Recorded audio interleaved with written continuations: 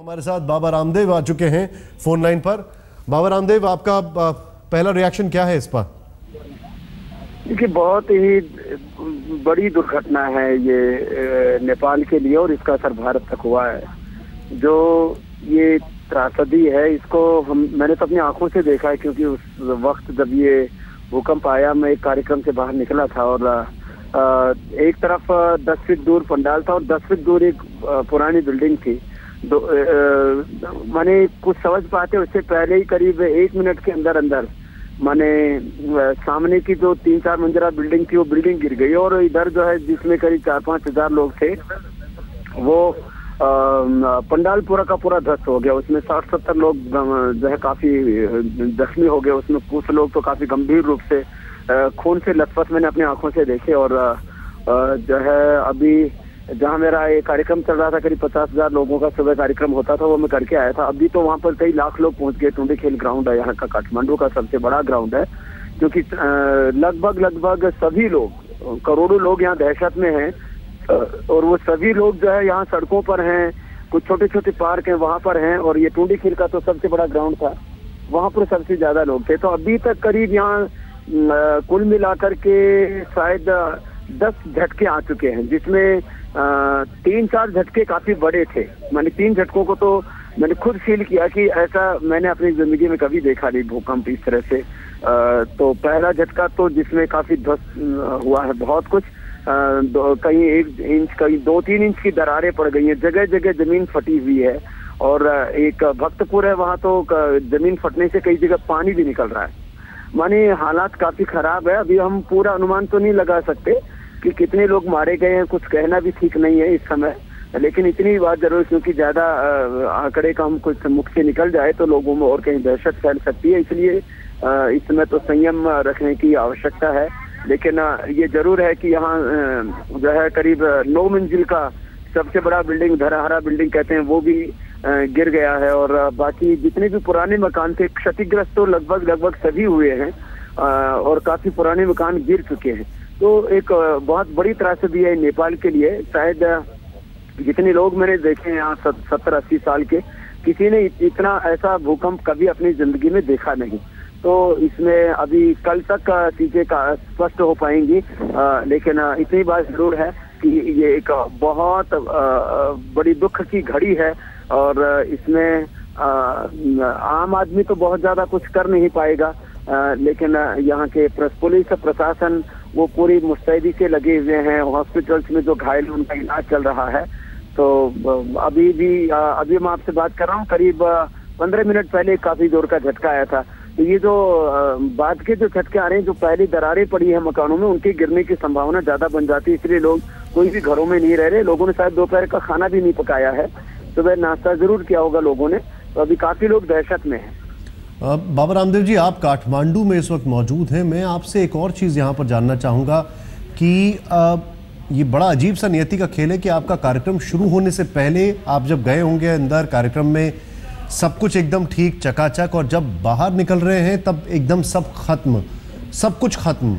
तो खासकर ये देखते हुए कि अभी इस वक्त आप जहाँ पर मौजूद हैं, जो आपने बताया कि 3-4 मंजिला इमारत रह गई, वो कौन कौन से इलाके हैं जो आपको लगता है बहुत ज्यादा जहाँ पे नुकसान पहुंचा है? देखिए, ज्यादा नुकसान जैसे मैंने कहा, ये धराहरा की तो यहाँ की ऐतिहासिक इमारत थी करीब 9 मंजिला। अब उसमें तो सैकड़ों लोग फंसे हुए हैं। उसमें कितने जिंदा हैं कितने मरे हैं इसको ऑफिशियली मैं नहीं कह सकता। हमने भी यहाँ चारों जो है, क्योंकि जिस कार्यक्रम स्थल से फिर हम जहाँ अपना पतंग ड्यूटी है वहाँ पर हम आए, इस दौरान रास्ते में हमने देखा कि जितनी भी कच्ची दीवारें थी, सड़क के किनारे भी काफी दीवारें होती हैं, वो तो सब ढही हुई हैं जी। और जो यहाँ का जो नारायण दरबार, राज दरबार जिसको बोलते हैं, वो जो है एक हिस्सा उसका गिर चुका है। और टुंडीखेल जो यहाँ का ग्राउंड है उसके चारों तरफ काफी नुकसान हुआ है। जो मेन इलाका है उसके चारों तरफ काफी नुकसान हुआ है। क्या नाम बताया आपने इसका? कई लाख लोग शायद वहाँ इकट्ठे हैं। कहाँ पर आपने बताया कई लाख लोग इकट्ठे हैं? ये टुंडीखेल ग्राउंड है। अच्छा, टुंडीखेल ग्राउंड है जहाँ मेरा कार्यक्रम चल रहा था। वहीं कई लाख लोग इकट्ठे हैं, क्योंकि वही एक ऐसा इलाका है जहाँ चारों तरफ से लोग आकर के इकट्ठे होकर के रह सकते हैं। और यहाँ पर जितने भी रेडियो हैं, न्यूज चैनल्स हैं, उनके सबके माध्यम से भी ये आह्वान किया जा रहा है। हमने उसकी फुटेज भी ली है। हम थोड़ी देर में वहाँ पर भेज भी देंगे, आप लोग देख पाएंगे कि किस तरह से यहाँ एक दहशत का वातावरण है, लोग बहुत डरे सहमे हुए हैं। मैं आपसे एक और चीज़ जानना चाहूँगा, अभी जो आपके साथ आपके कार्यकर्ता हैं, जाहिर सी बात है वो भी जुट गए होंगे लोगों की मदद करने में? हाँ, सभी लोग जिससे जो बन पा रहा है अभी, क्योंकि जो मतलब इस समय, क्योंकि आज अभी जो लोग अभी घरों से बाहर निकल रहे हैं तो इतने डरे सहमे, क्योंकि वो ज्यादा कोई मदद नहीं मांग रहा है। लेकिन जो हमारे कार्यकर्ता, क्योंकि यहाँ पर बहुत बड़ी संख्या में है, हजारों की संख्या में है, और वो सब यहाँ शिविर के दरमियान यहाँ आए हुए थे, तो उनसे जो भी बन पा रहा है, जिसकी जो भी मदद चाहिए उतनी मदद तो कर रहे हैं। लेकिन खास करके जो लोग बहुत घायल हैं उनकी हमको विशेष मदद इसलिए नहीं कर पा रहे क्योंकि ऐसी कोई तैयारी तो थी नहीं कि हम कोई आपातकालीन चिकित्सा के साथ यहाँ पर हो।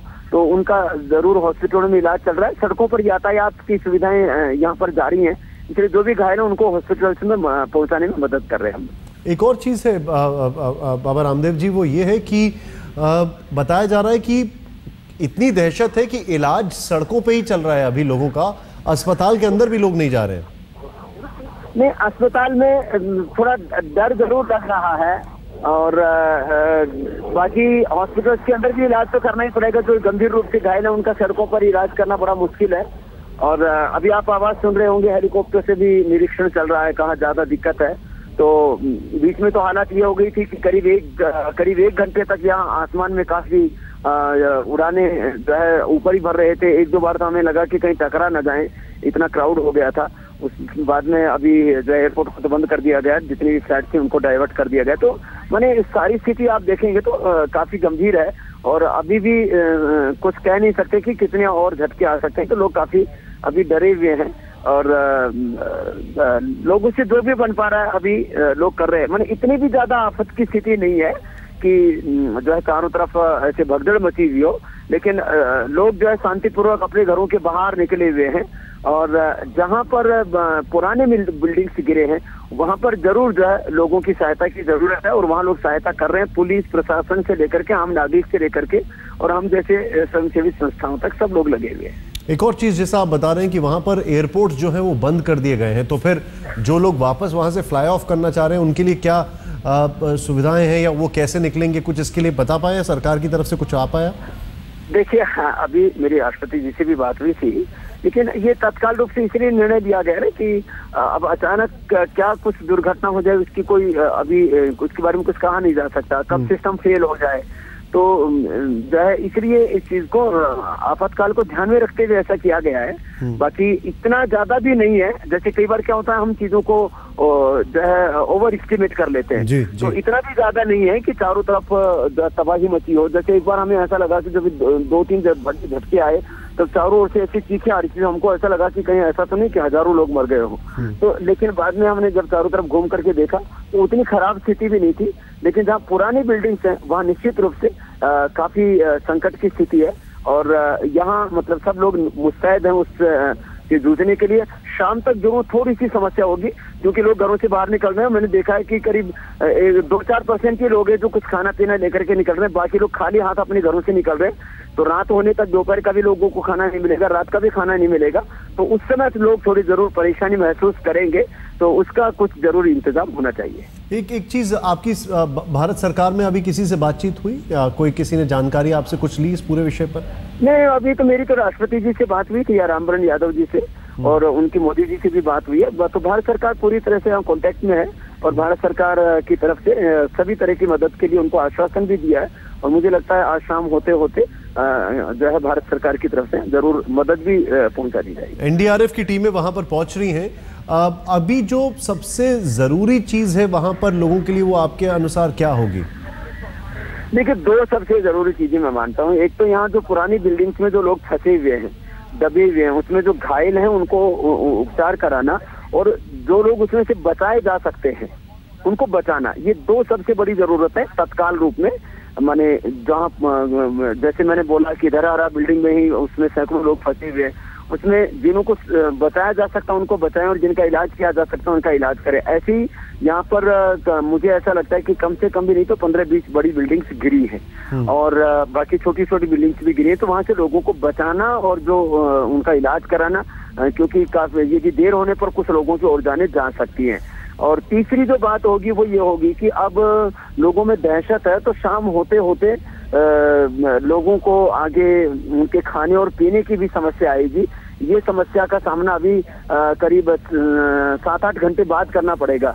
4-5 घंटे तो और लोग सहलेंगे, जो बच्चे हैं, बुजुर्ग हैं, कमजोर हैं, उनके लिए दिक्कत है। क्योंकि हमने देखा कि हमने भी अपने आश्रम में खाना बनाया हुआ था, तो लोग खाना जी थोड़ा नर्दन साइड में बाबा रामदेव जी बहुत बहुत शुक्रिया हमसे बातचीत करने के लिए।